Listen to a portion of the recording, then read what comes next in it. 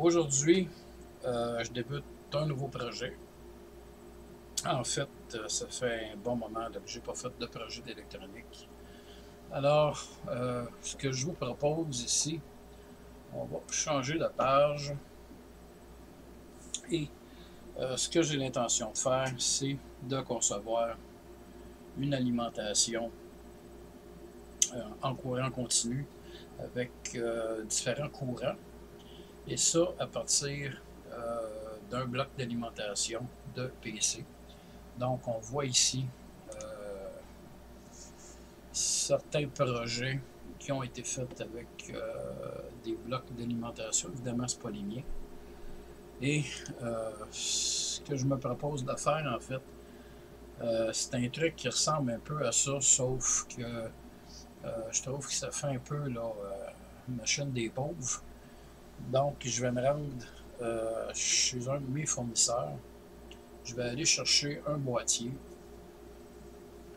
Et je veux quand même essayer de concevoir un appareil qui va avoir de la gueule, finalement.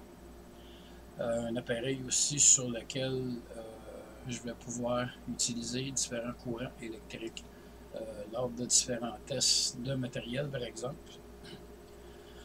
Également, je vais y installer des protections. Donc, on va protéger les lignes électriques. Et finalement, je vais tenter là, de donner un beau look à cet appareil-là. Alors, ce que je vais faire, je vais aller chez mon fournisseur, je vais aller me chercher un boîtier et on se retrouve en atelier.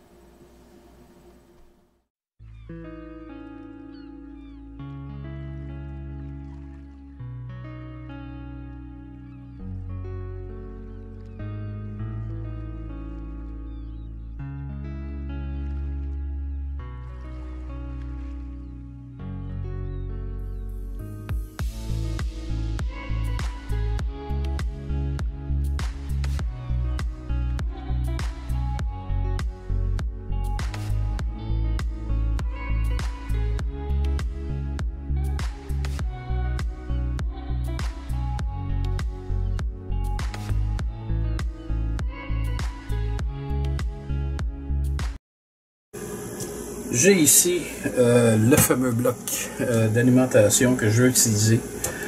Donc, c'est un bloc de 450 watts de type ATX qui servait à l'époque dans les Pentium 4. De ce que je sais de l'historique en fait de ce bloc-là, c'est un client qui m'avait apporté ça avec un vieux Pentium 4. Pour que je l'installe finalement. Et je pense que dans la même année, l'ordinateur faisait plus l'affaire du client. Donc j'ai hérité de cette machine-là et j'ai récupéré le bloc d'alimentation qui est pratiquement neuf. Donc c'est pas un bloc qui a roulé pendant 10-12 ans, c'est neuf.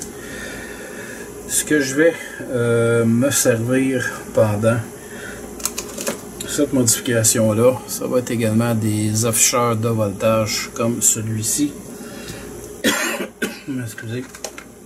J'ai ici un régulateur de courant qui est fort utile parce que je peux rentrer ici du 12 volts et de l'autre côté, je peux choisir le voltage dont j'ai besoin.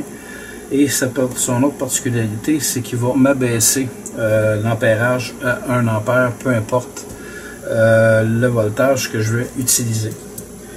Par contre, peut-être le petit hic avec ces afficheurs-là, c'est que généralement, ça prend minimum 4 volts pour les alimenter.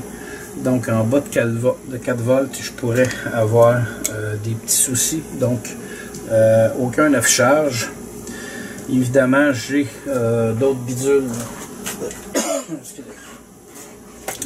que je vais utiliser. Donc ici, des entrées qui vont être à l'avant.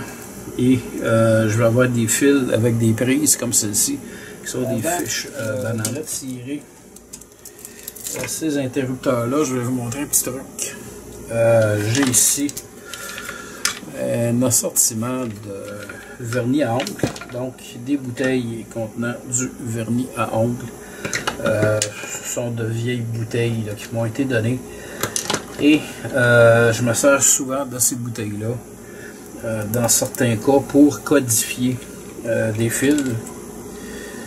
Donc évidemment là, ça va plus vite. Donc, on va utiliser cette couleur-là ici. Et cette couleur-là, parce que je vais devoir couper les fils, possiblement en ressouder d'autres.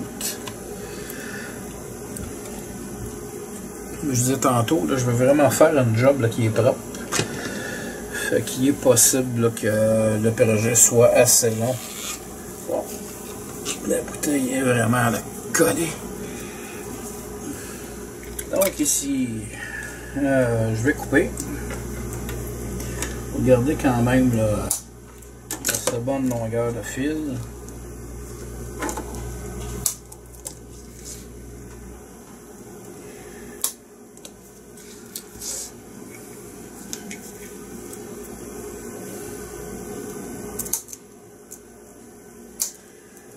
Bon, il arrive parfois dans ce type de projet-là qu'on tombe sur des boîtiers avec des éléments de plastique comme ceux-ci qui sont déjà là, installés pour visser éventuellement des cartes ou différents trucs. Et dans le cas qui me concerne, j'ai vraiment rien qui correspond à ce que j'ai besoin. Donc, comme j'ai des trucs, certains trucs qui sont un peu plus hauts que d'autres, comme par exemple celui-ci, je vais en couper quelques-uns de façon à m'assurer de pouvoir rentrer ma carte et je vais installer là, mes propres supports.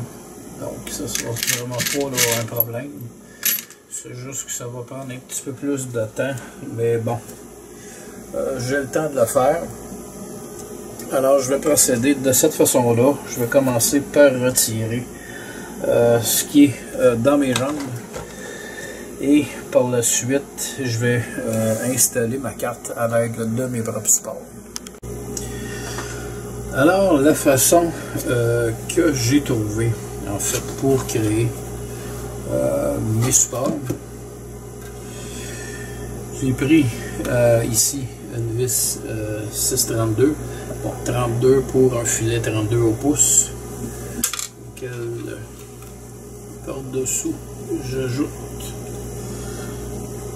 une rondelle. Je viens la passer ici. J'ai cette espèce de truc qui est également fileté là, à 632, donc que je peux venir visser par-dessus et qui va serrer là, dans le bas, donc ça ne bougera plus. Évidemment, si j'avais besoin de monter le circuit, je pourrais tout simplement remettre une noix en dessous et me servir de ces trucs-là comme ajustement pour remonter la carte. Alors, on va tenter d'entrer la carte.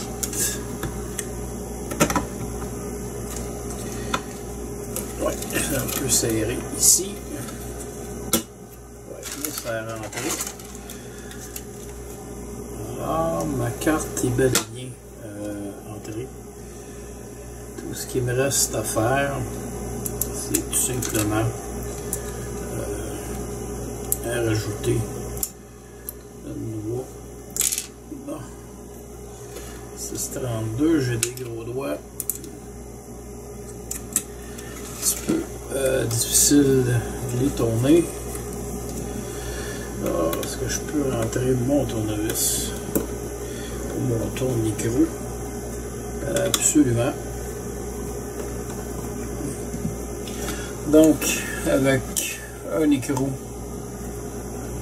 supplémentaire, donc la carte ne bougera plus de là. La carte est très solide. Si on regarde par rapport en dessous, Évidemment, même si ça traînait en dessous, il n'y a pas de métal, donc il n'y aurait pas de continuité, mais parfois il peut arriver que accidentellement il y a une poussière métallique qui tombe là-dedans. Ça pourrait quand même causer un court-circuit. Donc par précaution, il est tout simplement surélever la carte. Alors ceci complète la première partie de cette vidéo. Donc je vais poursuivre le montage, je vais continuer de filmer. Et comme je le disais au début, tant qu'à monter un projet comme celui-là, pour que ce soit vraiment intéressant pour quelqu'un qui voudrait peut-être éventuellement le tenter de s'en fabriquer un, je prends mon temps pour le monter, bien le montrer.